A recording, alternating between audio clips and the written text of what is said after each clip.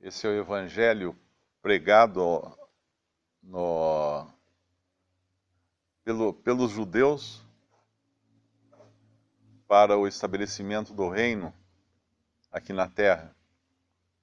Ele tem o seu fundamento no capítulo 53, que basicamente é a obra de Cristo, com sua morte e a sua ressurreição. E aqui ele faz um apelo a aquele povo que sempre achou que podia fazer alguma coisa para Deus, nunca se conscientizou de que Deus é um Deus de graça, e aqueles que agora se sentem necessitados, embora essa passagem seja muito usada em evangelismo, mas ela primeiramente ela é voltada para os judeus e para os gentios aqui na terra.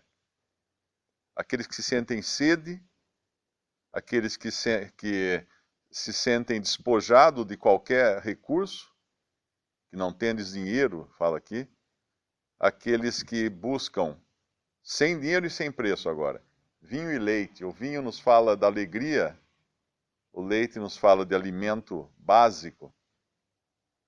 E aí ele vai falar do pão, no versículo 2, e depois ele vai falar da gordura no versículo 2 também, no final do versículo 2.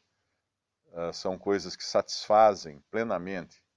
E eles vão encontrar isso agora no Senhor e vão anunciar depois isso também. E esse evangelho ele tem dois aspectos que ele é dirigido não apenas aos judeus, mas também a gentios, porque o versículo 3 é para judeus. Inclinai os vossos ouvidos e vinde a mim, ouvi e a vossa alma viverá, porque convosco farei um concerto perpétuo, dando-vos as firmes beneficências de Davi. Isso é Israel. Deus vai se lembrar daquilo que ele prometeu para o seu povo na antiguidade, e agora ele vai cumprir a sua promessa. Aqueles que são descendência de Davi vão receber esses benefícios. E no versículo 4 e 5, ele vai falar dos gentios. Eis que eu o dei como testemunha aos povos, que são as gentes ou gentios, como príncipe e governador dos povos. Eis que chamarás a uma nação que não conheces, e uma nação que nunca te conheceu correrá para ti, por amor do Senhor teu Deus e do Santo de Israel, porque ele te glorificou. Lá em Atos, capítulo 13, no capítulo 13 de Atos, nós vemos alguma coisa ligada a isso que é dito aqui. No versículo 32, e nós vos anunciamos que a promessa que foi feita aos pais, Deus a cumpriu. Atos 13, 32. A nós, seus filhos, ressuscitando a Jesus. Como também está escrito no Salmo 2, meu filho és tu, hoje te gerei. E que o ressuscitaria dos mortos, para nunca mais tornar a corrupção, disse-o assim, as santas e fiéis bênçãos de Davi vos darei. Que essa é uma referência ao que diz aqui no versículo 3, dando-vos as firmes beneficências de Davi, do nosso capítulo. E no versículo 35, pelo que também em outro salmo diz, não permitirás que o teu santo veja a corrupção. Porque, na verdade, tendo Davi, no seu tempo, servido conforme a vontade de Deus, dormiu, e foi posto junto de seus pais e viu a corrupção. Mas aquele a quem Deus ressuscitou, nenhuma corrupção viu. Seja-vos, pois, notório, varões e irmãos, que por este se vos anuncia a remissão dos pecados, e de tudo que pela lei de Moisés não pudesse ser justificados, por ele é justificado todo aquele que crê. Vê depois que não venha sobre vós o que está dito nos profetas. E aqui ele cumpre, então, ou detalha melhor, como que esse evangelho vai poder ser pregado aos judeus. porque é baseado na ressurreição de Cristo, não só na sua obra, na sua morte expiatória, mas Cristo ressurreto. Deus não poderia dar as beneficências prometidas a Davi se Cristo não tivesse ressuscitado. E é interessante que nesse mesmo trecho de Atos, a continuação nos faz lembrar da passagem de Isaías 55, 4, quando ele fala dos gentios, que é no versículo 42 de Atos 13, e saídos os judeus da sinagoga, os gentios rogaram que no sábado seguinte lhes fossem ditas as mesmas coisas. Ou seja, isso é uma figura também do que vai acontecer depois. Os gentios vão querer ouvir as mesmas coisas que serão pregadas para os judeus. E aí vai ter essa multidão no versículo, essa nação no versículo 5, que não conheces, e é uma nação que nunca te conheceu, correrá para ti por amor do Senhor teu Deus. É importante entender também que esse evangelho ele tem um caráter um pouco diferente do evangelho, ele é o evangelho do reino, obviamente, e o caráter dele, da pregação desse evangelho, é também diferente daquilo que nós pregamos hoje. Nós pregamos, crê no Senhor Jesus e será salvo. O evangelho do reino é arrependei-vos porque é chegado o reino de Deus. Mas tem um outro aspecto também, que é o fato de ele ser pregado às nações. Nós pregamos o evangelho a indivíduos. Esses se convertem, creem e são feitos membros do corpo de Cristo. Mas tanto na volta, quando Cristo voltar, ele vai julgar as nações. E terá esse caráter também. Os que vão entrar no reino entrarão também como nações, porque vão existir nações no reino. Por isso que aqui ele fala, no nosso capítulo 55 de Isaías, ele fala de uma nação que nunca te conheceu e etc. E muita coisa na profecia nós vemos nações especificado. Coisa que não haverá, por exemplo, na nova terra, quando Deus criar os novos céus e a nova terra, não existirão nações na nova terra. Hoje uma pessoa me perguntou como é que Deus, sabendo que Deus é onisciente, que o homem iria cair em pecado, por que ele colocou uma árvore do conhecimento do bem e do mal no jardim do Éden? Por que ele permitiu que o pecado acontecesse? Por que ele sabe que com isso muitos serão condenados, muitos serão lançados no lago de fogo eternamente? Por quê? Por quê? Por quê? E aqui tem uma das respostas para isso, não é? O versículo 8. Porque os meus pensamentos não são os vossos pensamentos, nem os vossos caminhos os meus caminhos, diz o Senhor. Porque assim como os céus são mais altos do que a terra, assim são os meus caminhos mais altos do que os vossos caminhos, e os meus pensamentos mais altos do que os vossos pensamentos. E quando a gente percebe isso aqui, a primeira coisa é reverência e temor, sabendo que Deus é Deus. E as razões de Deus são inescrutáveis, ele tem as razões.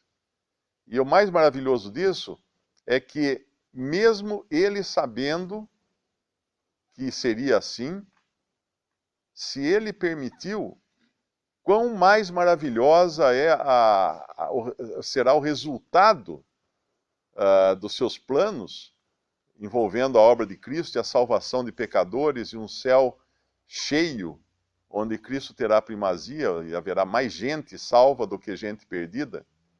Então, mesmo que a gente não consiga entrar nos pensamentos de Deus ou nas razões de Deus, nós podemos nos regozijar, porque ele realmente, seria mais ou menos assim, Deus sabendo que teria um custo tão alto humano, vamos falar assim, né, de pessoas que serão perdidas e tudo mais, por que Deus persistiu nesse plano? Porque o resultado que ele tem no final é algo inimaginável, que nós não podemos nem arranhar. Então, isso nos consola e nos alegra por sabermos que Deus tem algo muito acima do que nós pensamos ou podemos imaginar. Porque os pensamentos dele não são os nossos são horizontais aqui, Nossa visão é curta, nós somos míopes, mas Deus tem coisas muito mais elevadas. E outra coisa importante também, e muito encorajadora, né, nesse capítulo 55 de Isaías, é o versículo 10. Porque assim como desce a chuva e a neve dos céus, e para lá não torna, mas rega a terra e faz produzir, brotar e dar semente ao semeador e pão ao que come, assim será a palavra que sair da minha boca. Ela não voltará para mim vazia, antes fará o que me apraz e prosperará naquilo para que a enviei. Aqui tem uma coisa, o ser humano, ele não consegue parar a neve, ele não consegue parar a chuva.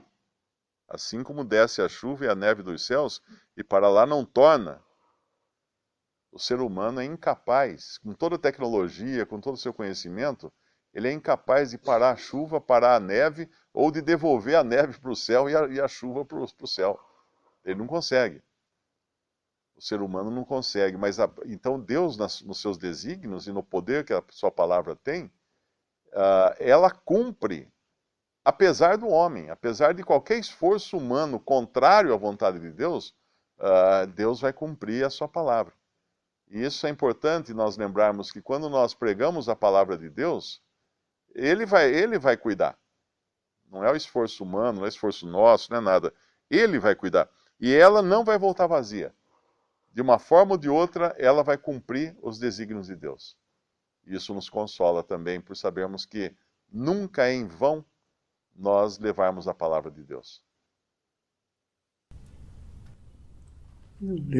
Podemos ler um versículo em Atos, novamente. Atos 2, 23. Livro de Atos, capítulo 2, versículo 23. A esse que vos foi entregue pelo determinado conselho e presciência de Deus, tomando vós o crucificastes e matastes pelas mãos de injustos.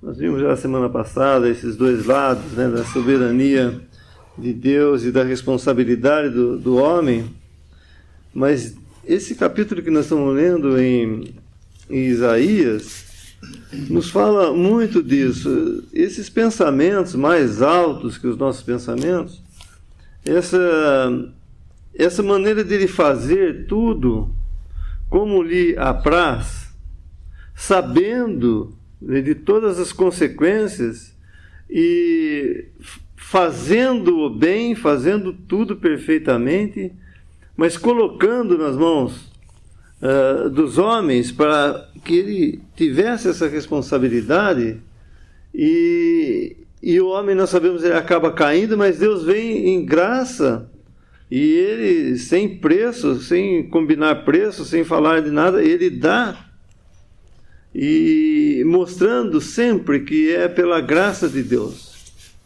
Por sua graça e misericórdia é que ele faz todas as coisas. E o último versículo do capítulo 54, é importante essa última parte do versículo.